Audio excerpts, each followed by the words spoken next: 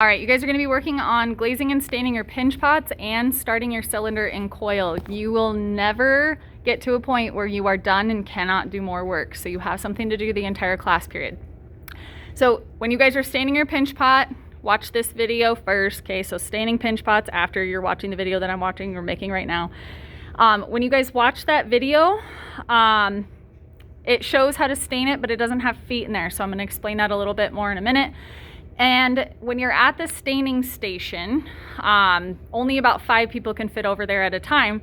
So what you'll do is while you're waiting for your turn to stain, you're gonna watch the cylinder and coil videos and then go ahead and start on the cylinder and coil project. The materials for that are at the front of the room, labeled cylinder molds. Don't throw them away. This is your cylinder mold right here. Don't throw that away, you put it back.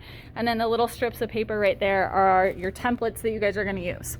When you're ready to stain, we're gonna come over here. If you have not gotten your pinch pot yet, it's somewhere on this cart. If it is not on this cart, it has not been fired and you have not put it on the drying rack because I have fired everything that has been given to me. When you guys are ready to stain, bring it over here. This is what the stains look like after they're fired with clear glaze. So you can see the top looks a little bit different than what it looks like with the glaze. When you guys are staining, in the video it says shake it, but just go like this.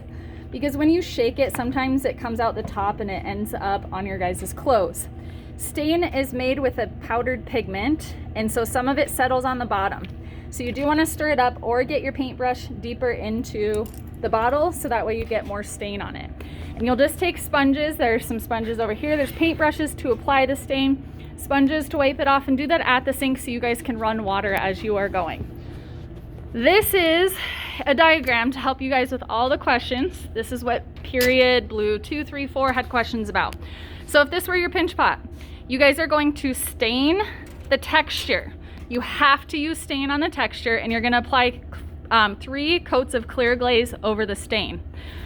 If you want to, for your feet, if you want to stain in clear glaze, that's an option, or you guys can choose a glaze color. Okay, that's up to you. You are going to glaze all surfaces except for the bottom of your feet. Mrs. English, do I have to glaze the bottom of my pinch pot? Yes, because that's not the bottom of your feet. That's the only surface that's going to touch the shelf and melt to it, so we cannot do that. On the inside and top rim, you guys can choose 3 coats of a glaze color of your choice. You don't have to layer it like we did for the tiles. Mrs. English, can I paint this with a blue glaze? Is it a color of your choice? Yes. Then you guys can paint that whatever color that you want. You just have to have stain and clear glaze over this. I had someone want to stain the interior and clear glaze it as well. That is also an option if you guys want to do that. So if you have questions, look at this, rewatch videos. When you're done glazing your pinch pot and you have no glaze on your feet, you're gonna put it in the same place we put everything when we want it fired, and that's the drying rack. So when I go to fire these pieces, bottom of the feet should be clear of glaze. If it's not, I don't fire it, okay? These are all clear of glaze, so I can fire those. So that's where you put it. And again, when you don't have access to staining your pinch pot, then you guys work on your cylinder and coil. One other thing I forgot to show you, actually a couple things. I only have 2 bottles of clear glaze, so I split them up. These are all labeled clear glaze, so here's the clear glaze that you guys have to use. When you're ready for clay, if this teal bucket is empty, this is where you're gonna get clay for cylinder and coil. If this is empty, there are 2 extra bags up here, so check those first before you say we're out of clay, I can't do anything.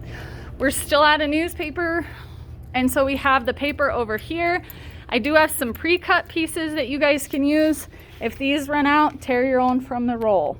I like to have kids continue working when I have a sub.